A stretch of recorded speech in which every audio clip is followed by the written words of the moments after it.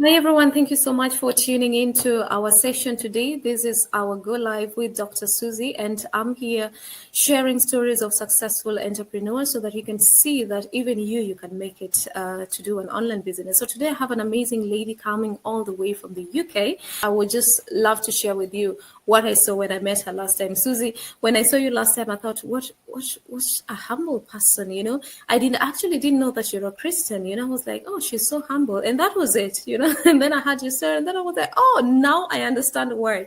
So just introduce yourself to the audience, and we get going. Yeah. Yeah, thank you so much, Marina, for your kind words. So, for those who don't know me, my name is Dr. Susie Jacob. I'm a general practitioner in the UK. And not just that, I'm also a very proud online business coach. I've now been in the online space for over 3 years, and I can say it's one of the very best decisions I've ever made in my life. As a result of this business, within 14 months, I was able to retire my husband, who was at the time working as a private chef, over 60 hours. And I was able to cut down from working 50 hours to about now 28 hours within 20 months, and looking to cut down further early next year. We also have a 17-year-old daughter.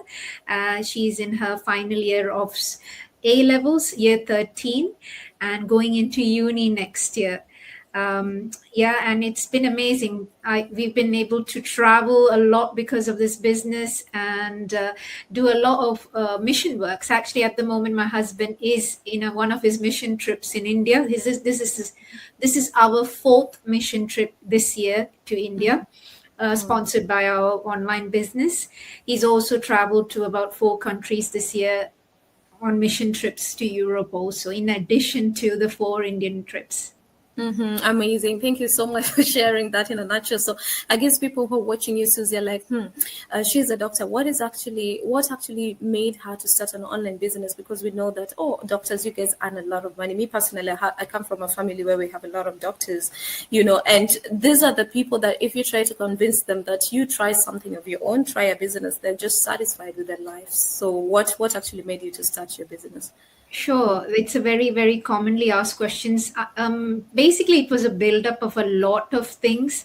I think the pandemic was not easy for any of us, and at the time of the pandemic, obviously everything was shut down except, obviously care workers like us and frontliners were working. My husband's workplace at that time didn't want him to be living at home with me, because they were scared. Obviously, I'm a doctor. They were scared that him coming to home and then going into their home would spread the virus. So he had the choice to either work away from home, or not come to work. So we at that time then chose for him to be at home, because our daughter was alone at home also at that time.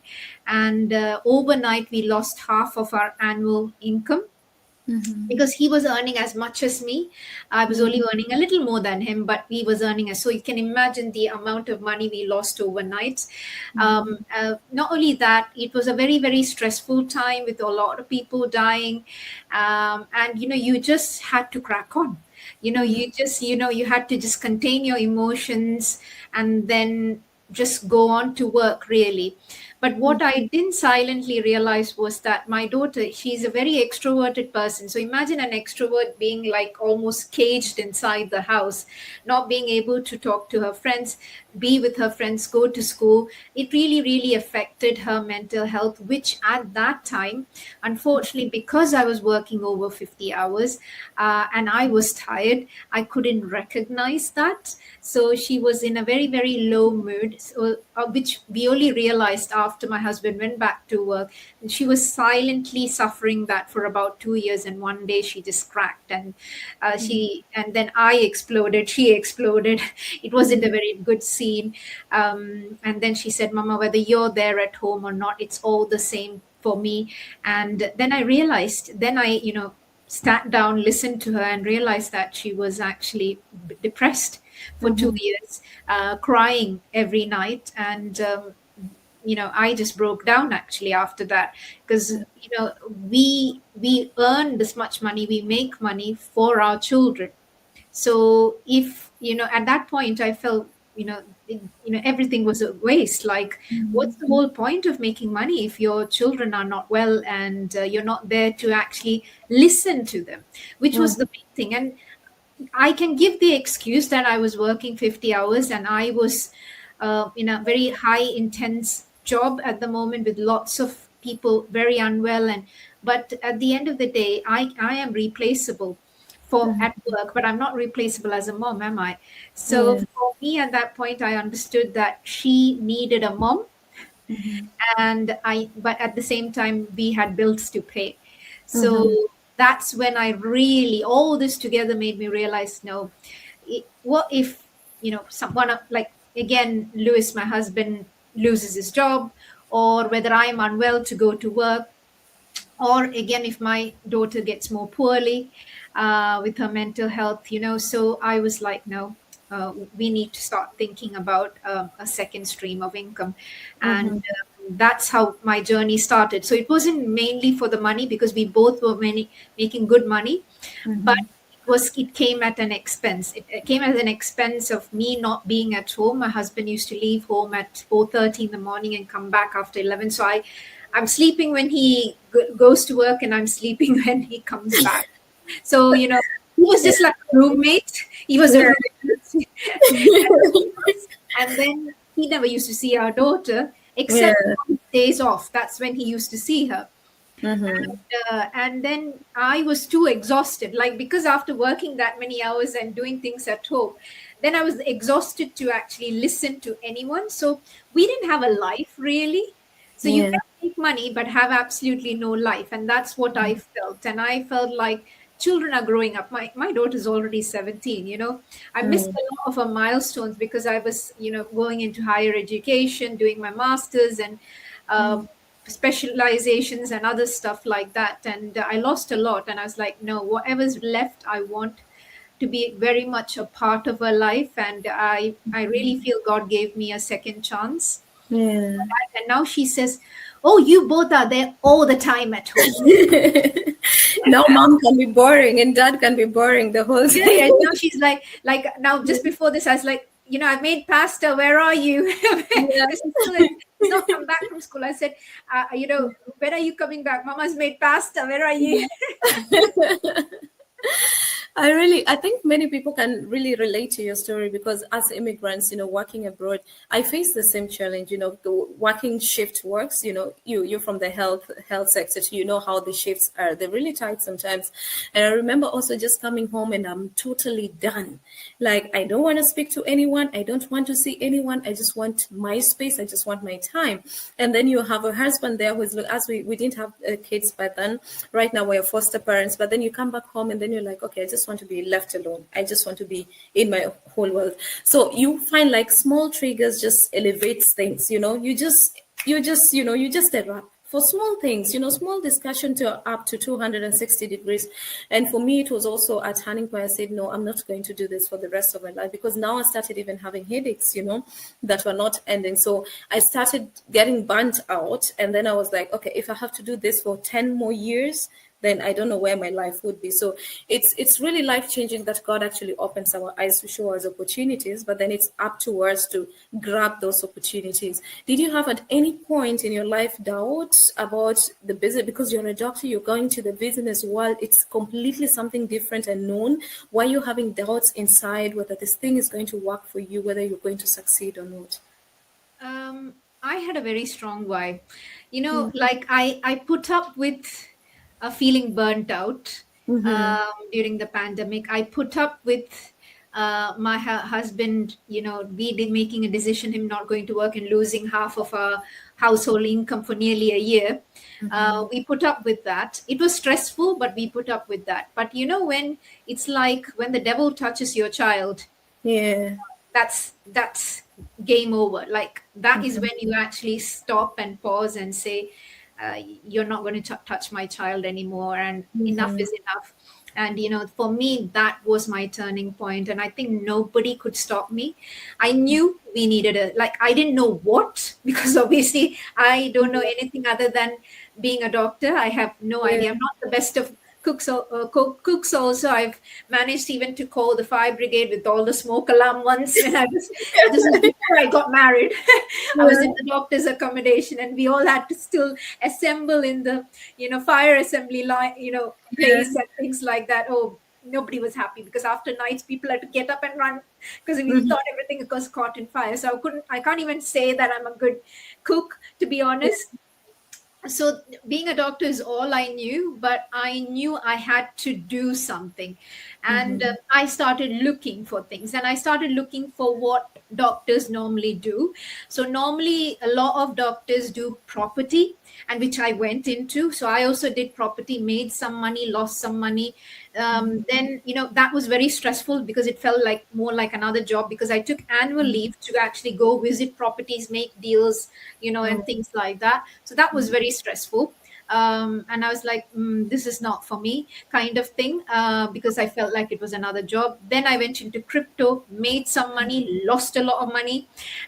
Then unfortunately fell into a scam, because when you're desperate looking, you're just Yeah. clutching straws, isn't it? Yeah. Because Yeah. I was looking, because even when I was searching, my daughter was still, not, her mental state was not good. Yeah. So I was desperate to try anything. I didn't care about the money. So Yeah. even when I made the mistakes, because I knew I could always make the money, that was never a problem for me. Like, Yeah. I knew in my heart I could make the money. But it was just trying to find the right thing for me. And then Mm. nearly after a year of trying all these things, I just stumbled upon, not even an ad, I stumbled upon my mentors and coaches post. She was doing a video, and next to a Yeah. clip, and she Mhm. was saying about her success and things like that. And she was saying her story about how her mom was saying, why are you wasting your time and money? You studied nursing all these years, this is not for you. And she actually literally begging, mom, just give me one chance, just give me one chance. And I remember at that point in time, me talking to my dad, and he also said the same to me. You studied so many 16, 17 years to reach the position, because I was in, like, I was a primary care network lead, like, dealing with commissioners and stuff like that. And Mhm. like at a high post, my dad was like, why are you doing this? Like, he couldn't understand much why I was doing this. Mhm. And I also remember telling my dad, like, give me a chance, just give me a chance. So I think that story, because it was running in my life at that time, Yeah. resonated with me. And still, so I just started following. I didn't even, because I didn't know what, so I felt interested in what she was doing, just started following her.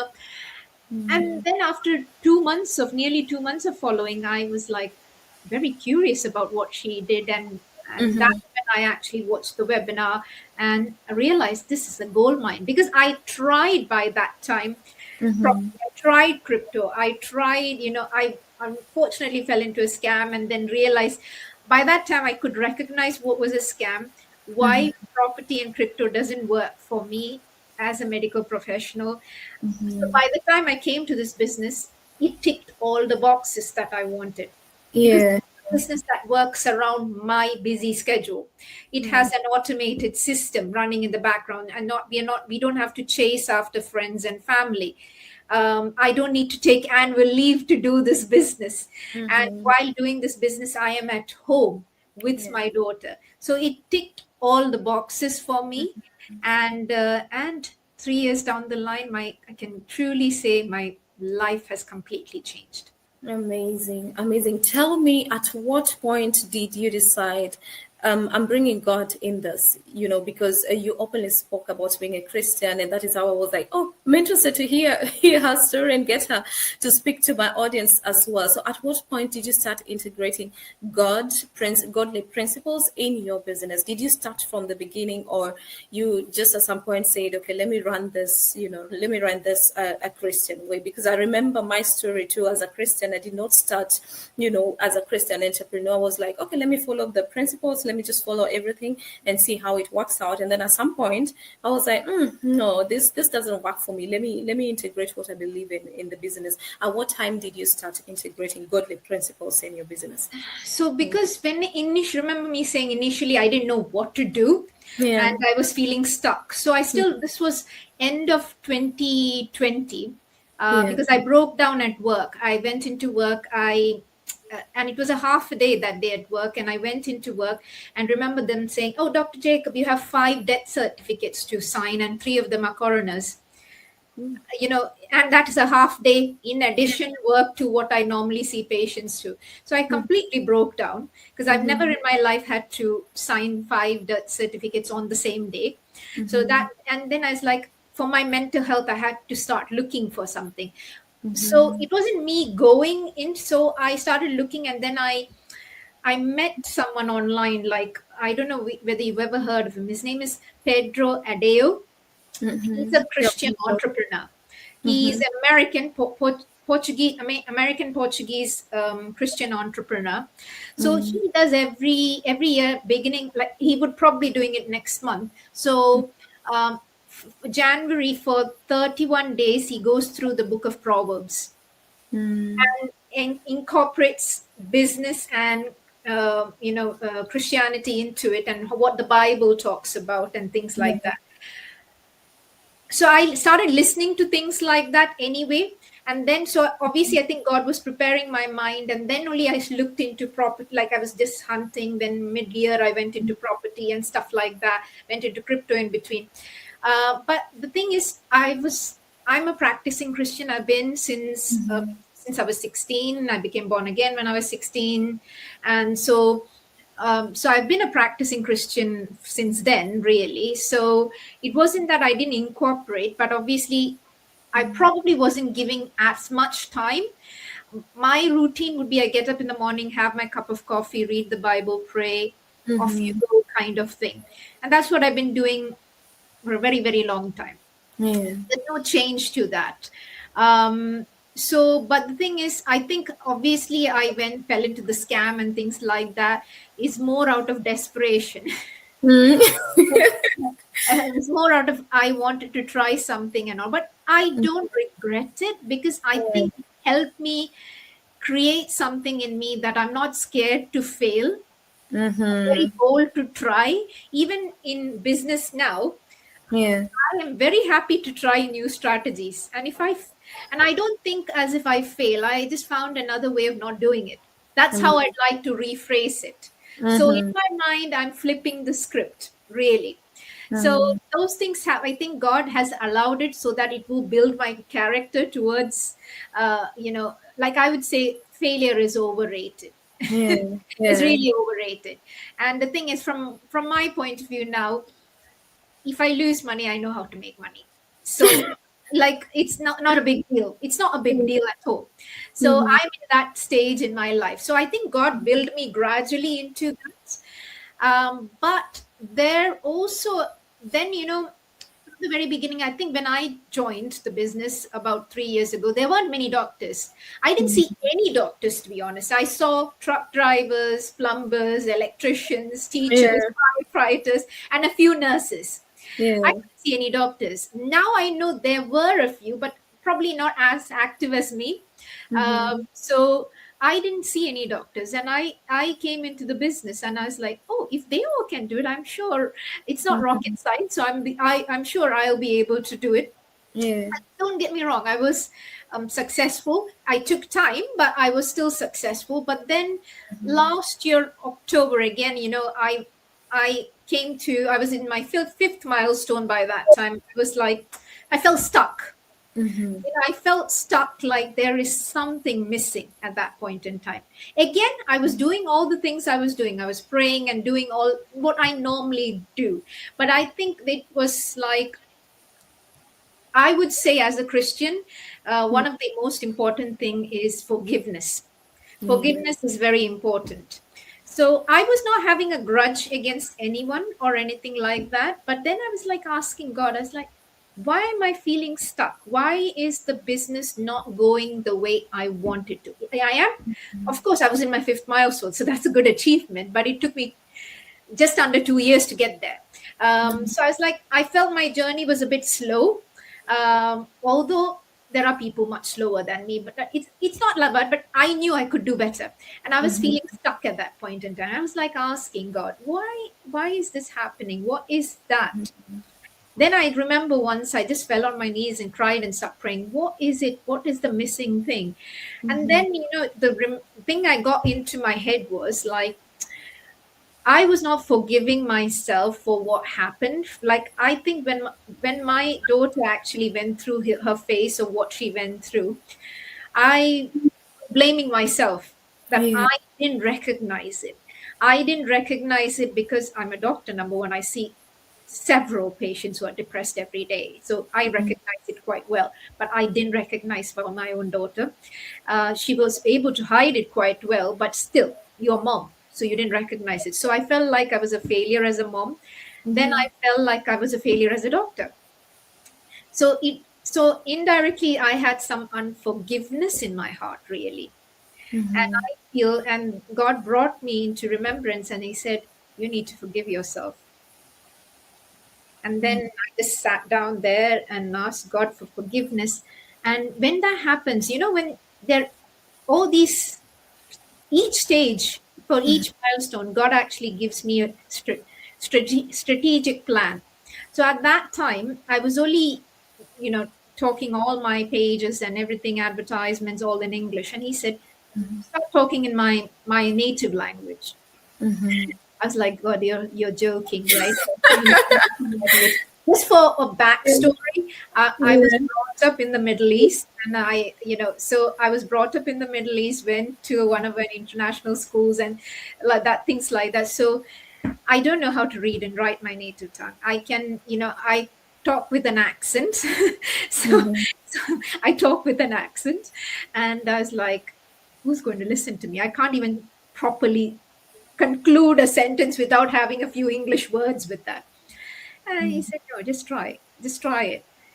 You won't believe it. People loved it. Oh, wow. I was amazed.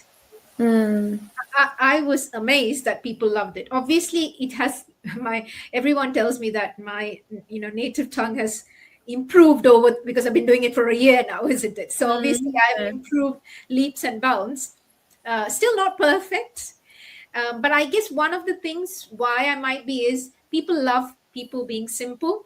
So Yeah. one thing about when I do talk in my native tongue, it's like a 12-year-old talking, basically. Mm-hmm.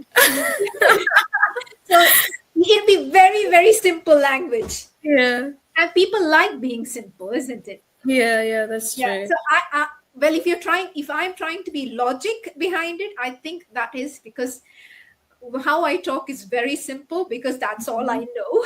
Yeah. Yeah. And then I did in a year, and I Yeah. made money in a year more than I made money in 2.5 years. Amazing. Last, I think, 7 months, I made Mm. 2 or 3 times. Oh, wow.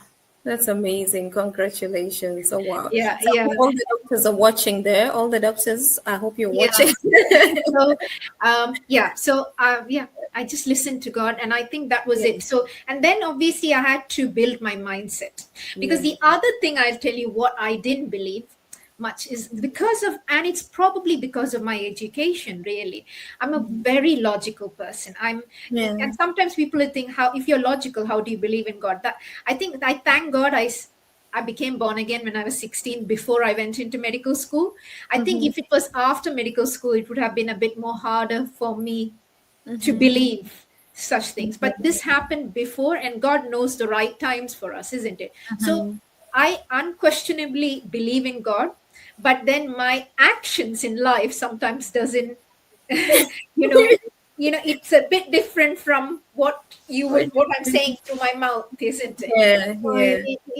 it's completely different. It Mm-hmm. contradicts, isn't it? So because I'll be very rational about something, and God will say you have to believe. So Mm-hmm. one thing, when people, my mentor used to talk from day one about vision boards. I'm like, what nonsense is this vision board? You work hard, you be consistent, you work hard, learn the system, learn the process, you become successful. And that's how I became successful as a doctor. Then you would wonder why. Then I would then the thing question is why I was successful there and not here. And I was thinking about it again, my logical mind thinking about it. I was like, well, everyone's like me in the medical field. We're all too logical. Mm. So none of us have vision boards or anything like that. So I guess it works in that kind of scenario. But now Yeah. this is the west, where people, they will be like, we can't trust our intellect.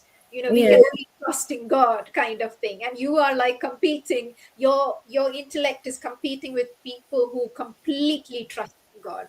Mm-hmm. Yeah, that's true. So Before we I would wind, say oh, that's what. sorry, I just cut you. I just cut you off. Just finish what you're saying. Sorry. So yeah, so I was saying, like, the vision board, I didn't believe in that. Then I Mm-hmm. saw one of our, Obiso's Yeah. coach mastermind, and I was like, he was taking from the Bible why it was biblical. And I was Mm-hmm. like, okay, I believe in the Bible, then why I'm not believing in it? Then again, I did the vision board a bit wrong. Like, I didn't know how to do it. Then I Yeah. had to do my research on how you need to do the vision board with the Mm-hmm. emotion. Why should God give you what you're asking for, and things like that. And I finally figured out how to do it. And of Mm-hmm. course, that with being consistent, persistent, hardworking, and things like, you're kind of unstoppable then. Yeah, that's very interesting. Let me not even, because I wanted to talk about your ministry, but then now you're bringing the vision board. I think it's very important for people to know how to do it right. Because when you talk about vision board, most of us, we just, we visualize what we want to achieve, and then we just have photos of the things that we want to achieve without any reason why we would love to have this. So I think that's a very important point that you're bringing, that you have to have a why, a reason why. And that reminds me, God tells us that everything that we do it to glorify Him. So Yeah. that means the number one reason why we want to get stuff from Him, or even to succeed in life, is to glorify Him, right? So I think this is going home. This, even for me, this is preaching right now, because I'm like, I never thought of it that way. Because when I think about a vision board, I just think about this. I want that. I want this. I want to achieve this. And I'm a very ambitious person too. So I want to go for this, what I want. That's a very good point. I hope everyone is noting this down. So talking about glorifying God, you guys are doing your ministry. Tell me about your ministry before we wind up. What type of ministry do you guys do? And how is it going so far? So I think I've briefly touched upon that. So my Yeah. one of the reasons why I retired my husband at 14 months is, anyone who sees him knows he has a big calling. I think we were the ones who were avoiding it, but anyone who looked at it, there was also our current pastor who used to be a traveling evangelist. Now she's our pastor at the moment. She's just become our pastor. So she used to say, Lewis, what are you doing? What are you doing with your, like, because he was just taking his career forward, up like that. And like, but when we do too much with our career, there's little time to do anything with God, and we do the least possible, which is like, just give money, give our Mm-hmm. tithes and offerings and things like that, which we used to do anyway. But at the end of the day, God does not need your money. God needs you. Yeah.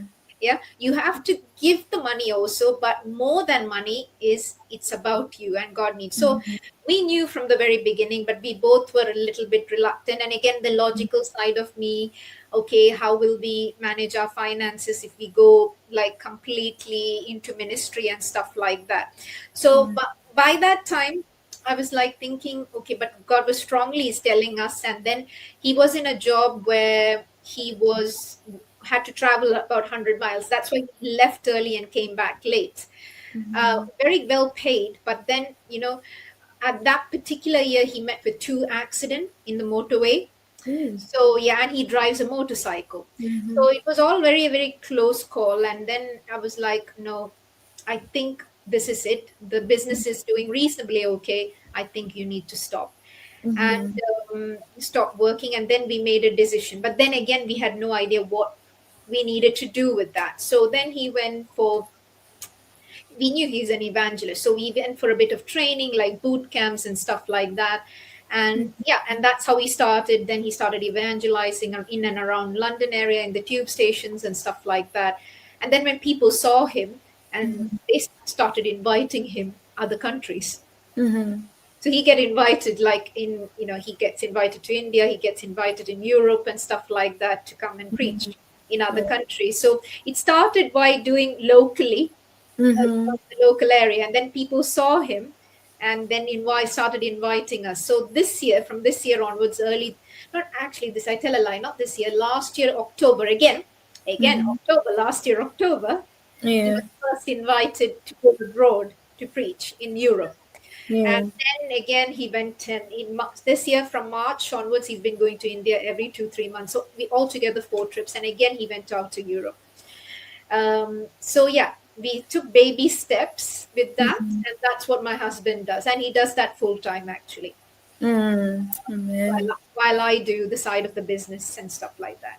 Oh wow, your story is really inspiring. Even the fact that you're supporting him to do his ministry, because I know a lot of people, will be like, okay, no, I want to be closer to my partner. I want to do everything together. But the fact that you're supporting him to do the mission work is also amazing. May God bless you. That shows your kind heart. Really, yeah, amazing. Thank you so much for coming here. But before you leave, I just want you to give one tip, and that person, like, okay, I love my job, but it's tiring. We have a lot of doctors as viewers. We have a lot of nurses. They want to start the business, but they'll be like, no, I'm not the type of, social media. I don't want to show my face on social media. So just give them one tip, one advice, because I think it reaches a point whereby, when you listen to people who've been in the field like you, who are doctors like you, who are health scientists like you, whichever career you are in, then it's going to be better for you to make a decision, because okay, I'm not alone. I know people who are doing this. So just talk to someone out there hesitating to make a step forward to start their businesses, even though they're having these crazy shifts. Yeah. Yeah, absolutely. For me, I usually say if you have a big why, you can do this. Just to give a bit of backstory, my husband and my daughter, they are extroverts. I'm not an extrovert, although you might look at me today and say, oh, that yeah, I'm telling a lie, which is not the fact. Actually, by definition, an introvert is a person who actually, when they talk to other people, deal with other people, their energy gets drained. So that's an introvert by definition, by Susan Cain. So she did a TED talk which talks about this. And extrovert is a person who who gets energized by associating with people. That's why they're very bubbly and talking. While an introvert, that doesn't mean an introvert doesn't talk to people, because at the end of the day, we all have to talk to people. But an introvert, once they give their all, kind of their energy gets drained. Mm-hmm. So I'm that sort of person, where then once my energy gets drained, I need some me time to recuperate and do my meditation and of the word and stuff like that. Listen to all that sort of things. So because of that, I didn't like showing my face in social media. I had a Facebook because I was bullied into. My parents were in Facebook, and my cousins started teasing me. Oh, did you see that person's baptism photos? I said, where? In Facebook. Oh, you're not in Facebook, so you won't be able to see. So, I was almost bullied into having, and I Yeah. opened Facebook in 2016. Oh I was no. I was Yeah. that late, and by that time my parents were in Facebook, so I was like Yeah. almost, felt ashamed. And I again, Yeah. same thing. I was only started WhatsApp in 2016. I Oh resisted wow. all that till then. So you Yeah. can understand where I'm coming from. So don't like social media. Don't like to show my face. Don't like being in public spaces. Nothing like that. But I knew I needed, like you like Einstein's definition of insanity, that if you think that you can do the same thing over and over again to get a different results, that is insanity. That's the definition of insanity. So I Yeah. knew what I was doing was not going to improve my lifestyle. That is, my lifestyle was at that point in time to spend more time with my daughter. Now, of Yeah. course, my why has changed. Now we want to serve our community. We want to give back to our community, give back to God, and that's what we are doing at the moment. So you just need to have a very big why. Everything else, as long as you're teachable, coachable. I still have my first video of when I talked, and it was like, my eyes are all like,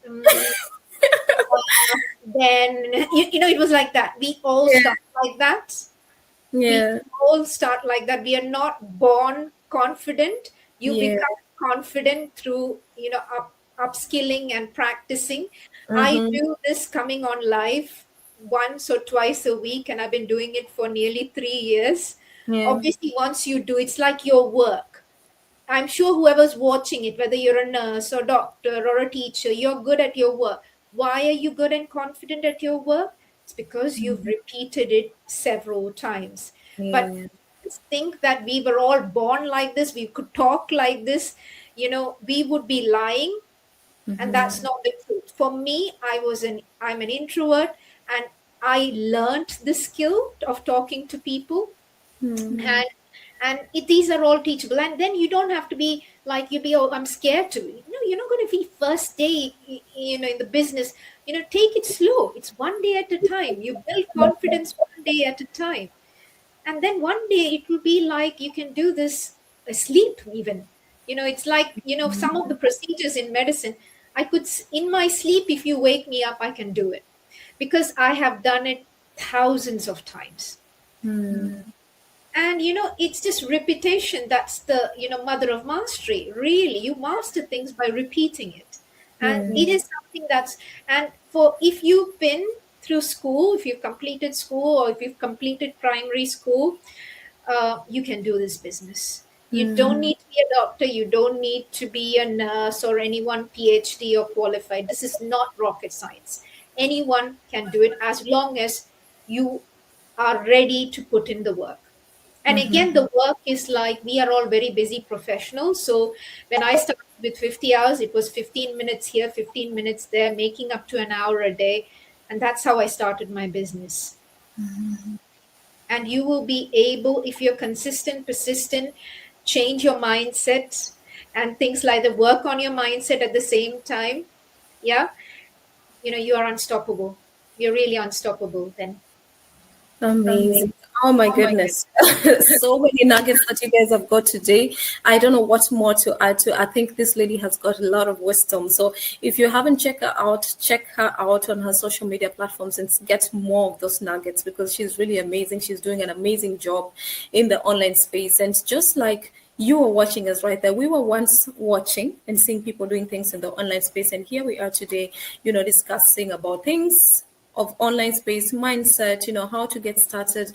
And we'd love to help you to get started too. So write us a message if you resonate with the stories. Write us a message and let us help you to get started with the business, because the time is now. It's not a problem if you've been looking at a lot of arts online, a lot of people, and you're afraid, and now you've got someone you can resonate with. Write us and let us help you to get started, because you got real people. You can see our faces. We are real people.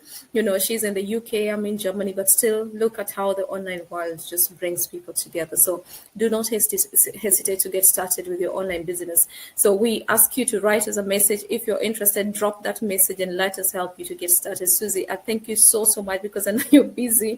Being a mom is not easy, being a professional at the same time, and you're still crushing it in the online space. All I can just say is, may God bless you so much. Thank you so And much. may God also bless your ministry, because you're giving out, your time to Him. May God bless your ministry. May it thrive to, may it even expand to all over the world, even deep down to Africa, to, all parts of the world. That will be amazing. And looking forward to see you again Yeah. one of these good days Yeah. here in Europe. So meeting is not that hard. So thank you so Yeah. much So for coming. next year we are traveling again next year, Dublin. Oh, yes. Anytime you're around Germany, just let us know. Let us know. We We'll be. loved it in Germany. It was amazing time. It was It an was a very amazing nice time. time. Thank you But so much. somehow people came out of the meeting and they were sick. I think people were having a cold, and it was a cold season. So maybe next time we'll plan for summer, where the weather is a It bit. wasn't that cold. It was good weather. Actually, it It was was much a colder good weather. Yeah, in but Many was sick. I was like, oh, Many was sick. it was lovely, actually. We Yeah, actually loved yeah. it. Oh, but compared to the UK, of Yeah, course, yeah, you it was guys lovely weather. yeah, you have rainy plus windy plus all that goodness. Yeah, God bless you so much, Maria. Thank you so God much. bless you too, Marina. Thank I you hope so next much for time having you me. meet my call when I call you again to the show. Yeah. Thank you so much. Yeah.